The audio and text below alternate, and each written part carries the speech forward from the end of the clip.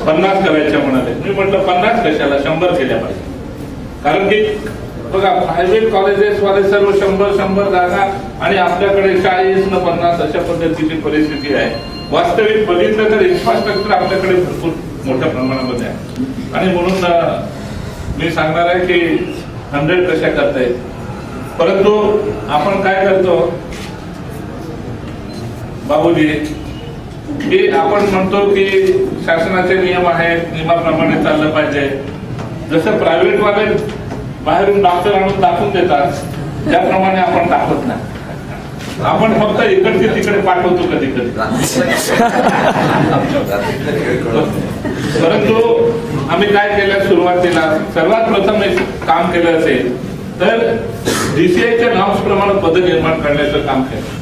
म्हणजे इकडे तिकडे पाठवायचं काम नाही. लोकांना प्रमोशन मिळतील, पुरेसं शिक्षणाची सोय होईल, दर्जा वाढतो, सर्व गोष्टींचा विचार केला आणि आपण DCIच्या नॉर्म्स प्रमाणे पद निर्माण केले.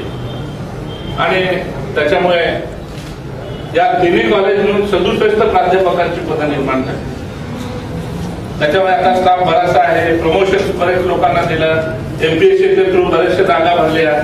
अजून थोडंफार काय राहिले असतील तेही प्रमोशनने भरून टाकू. त्याला आता काय अडचणी आम्हाला राहिले नाही. त्याच्या पुढे जाऊन एक पाऊल आम्ही टाकतोय. तुमचा एक्सपिरियन्स जरी नसेल प्रमोशनसाठी, तुम्हाला 5 वर्ष झाले का मग तुम्हाला AP करायचं लेक्चररचं, नंतर 4 वर्ष झाले तर MPचं प्रोफेसर करायचं. आम्ही सांगितलं परमनंट आहे ना आणि कोणीच नसेल वरती, काही 6 महिने असेल, वर्ष असेल, त्यालाही प्रमोशन द्या आणि मोकळ करा, जागा वरती पहिल्यांदा घडत आहे. तुमच्या एज्युकेशन मध्ये बी घडत नाही ते इथे घडतात.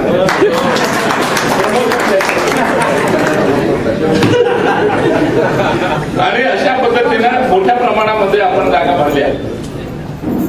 आणि दुसऱ्या बाजूला मग रेसिडेन्सचं स्टायपंड वाढवायचं. पूर्वी काय व्हायचं, फक्त मेडिकल कॉलेजच्या पोरांचे स्टायपंड वाढवायचे. आम्ही म्हटलं सर्वांचे वाढवायचे म्हणून तुमचेही स्टायपंड वाढवून दिले. एकदम 500 रुपये 5,000 रुपये. त्याच्यानंतर क्लिनिकल असिस्टंट वर्षानुवर्ष 3,000 देत होते, ते बी 10,000 करून दिले. तुम्ही काही कधी जास्त मागायला आले नाही.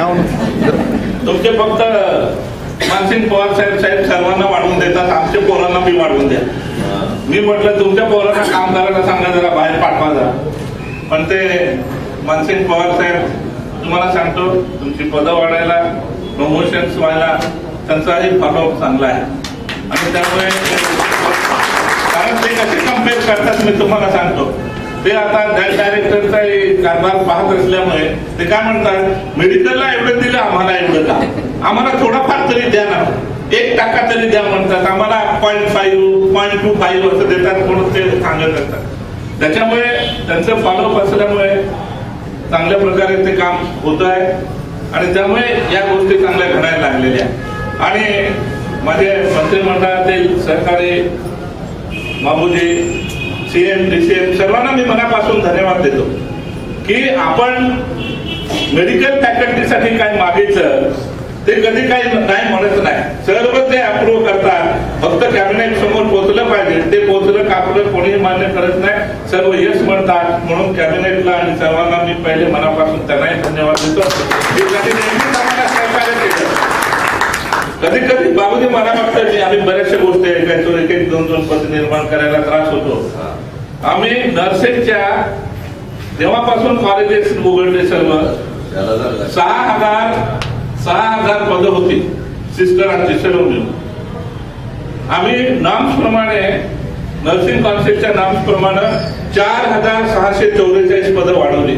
एका झटक्यामध्ये पास केलं हे दाखवलं. आणि 3 टप्प्याने दुसरा टप्पा आता भरतोय. आता पुढच्या वर्षी 3रा टप्पा होईल. अशा पद्धतीने. आणि प्रमोशन पण आम्ही सांगितलं, प्रमोशन पटकन देऊन टाकायचं, जागा खाली ठेवायच्या नाही. आणि त्याच्यामुळे हे जलद गतीने झाल्यामुळे एक सेवा वाढली, तुमच्या शिक्षणाचा दर्जा वाढावा म्हणून त्यांना सांगितलं जे जे काही इक्विपमेंट्स लागत असतील तुम्ही सांगा, हे महत्वाचे आहे. मोठ्या प्रमाणामध्ये इक्विपमेंट्स दिले.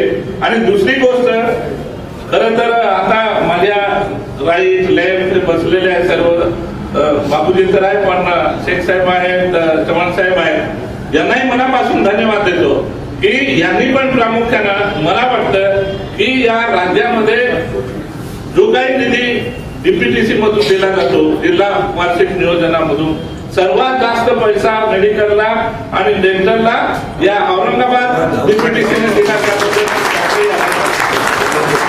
आणि परंतु एक गोष्ट तुम्हाला सांगितली पाहिजे, बालपांडे साहेब आहे, भोपे साहेब आहे, तुम्ही आता तिकडे कागद पाठवायचे डीपीटीसीचं बंद करायचं. कागद डायरेक्टर कडे मंत्रालयात एक कागद यायला नको. इथेच ऍडमिनिस्ट्रेटिव्ह अप्रुव्हल, टेक्निकल अप्रुव्हल, प्रत्येक इथे तिकडे एक कागद पाठवायचं नाही, फटाफट काय करायचं ते.